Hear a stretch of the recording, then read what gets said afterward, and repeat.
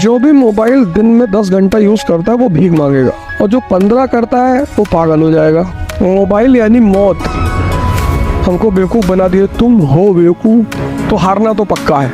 मेरी जिंदगी में एक मोबाइल यानी मौत। जो भी मोबाइल दिन में 10 घंटा यूज करता है वो भीख मांगेगा, और जो 15 करता है वो पागल हो जाएगा।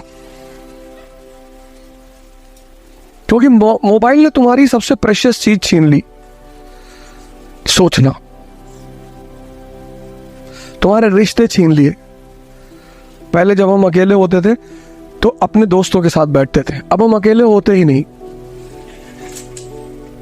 मतलब हम अपने समय की बात बता रहे हैं कि हमें शाम को निकलना ही होता था।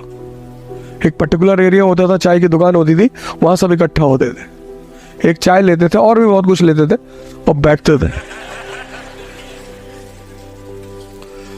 थे और डिस्कस करते थे, एक दूसरे से बात करते थे, कंपनी देते थे, एक दूसरे को मोटिवेट करते थे, एक दूसरे की परेशानी में हिस्सेदारी करते थे। ये दोस्ती का मतलब होता था। किसी के फादर एडमिट है तो उसके साथ रात भर हम भी हॉस्पिटल में रहते थे, उसको हिम्मत मिलती थी। तो जब हमारे फादर बीमार हुए तो वो लोग हमारे साथ हॉस्पिटल में रहे, इसको भाईचारा कहते थे। मोबाइल ने वो सब मार दिया, मोबाइल ने वो सब मार दिया, सब खत्म कर दिया। आपको जरूरत ही नहीं जब तक आप क्रिटिकल कंडीशन में नहीं आएंगे। भाई आप किसी के पास कब जाएंगे? जब आपको किसी की जरूरत है। मोबाइल ने आपकी जो जरूरत है दूसरों की वो खत्म कर दिया। और सबसे बड़ा झटका दिया, हम कभी क्लास में मोबाइल लेके नहीं आते, कभी। इतनी इज्जत दिया इस प्रोफेशन ने, इतना पैसा दिया और दिए ही जा रहा है, कंपनी पे कंपनी छोड़े जा रहे हैं। बहुत लोग कह रहे थे कि इकरा में नहीं पढ़ाएंगे, अनअकैडमी में चले गए। इकरा मेरी कंपनी है, पढ़ाने ना पढ़ाने का सवाल ही नहीं उठता। अनअकैडमी वाले ज्यादा पैसा दे रहे थे। तो दिल्ली में जितनी कोचिंग है वो संत थोड़ी है सब, वो भी 2-2 हजार करोड़ रुपए कमाई है। संकल्प में हम पढ़ाते थे, वो एनजीओ थी, उसको आज तक नहीं छोड़े।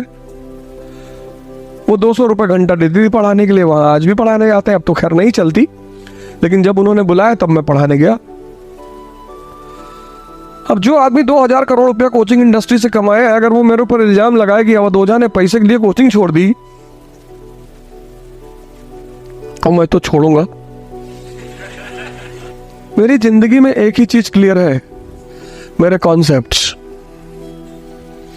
मुझे पता है ये सारी दुनिया कुछ भी बोले। जहां मैंने एक बोरा नोट रखा वैन में और लुटाना शुरू किया। उससे परसों मुझसे पूछे करप्शन कैसे खत्म होगा? इस देश के आईएएस अधिकारी, पॉलिटिशियन बहुत करप्ट हैं। बिल्कुल नहीं करप्ट है। इस देश के सबसे अच्छे इस देश के अधिकारी और राजनीतिज्ञ। तो फिर करप्ट कौन है? जनता। 1000-1000, 2-2 हजार रुपए लेके वोट देते हो, तो जो आदमी इन्वेस्टमेंट करेगा वो अपना पैसा वापस नहीं लेगा। इन्वेस्टमेंट का मतलब क्या होता है? प्रॉफिट। फिर चिल्ला रहे हो, हमको बेवकूफ बना दिए, तुम हो बेवकूफ। जब तक इस देश का आदमी शराब और पैसे के बदले में वोट देना नहीं छोड़ेगा, तब तक इस देश में करप्शन कभी नहीं खत्म होगा। तो इस तरह से करप्शन इस देश की जनता में है, ना तो ब्यूरोक्रेसी में है और ना राजनीति में है।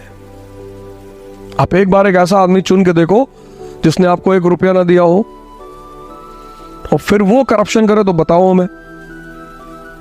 क्योंकि जो सेवा भाव से आ रहा है वो क्यों आपको पैसे देगा? जैसे हमसे कोई कहते हैं कि इलेक्शन लड़ जाओ, पहले तुम लड़ेंगे नहीं, लेकिन अगर लड़ जाए तो हारना तो पक्का है। एक चीज तो गारंटी है कि हार जाएंगे, वोट नहीं मांगेंगे। तुम्हारी गर्ज हो तो दे दो, क्योंकि तुम्हारे लिए काम करने आया है।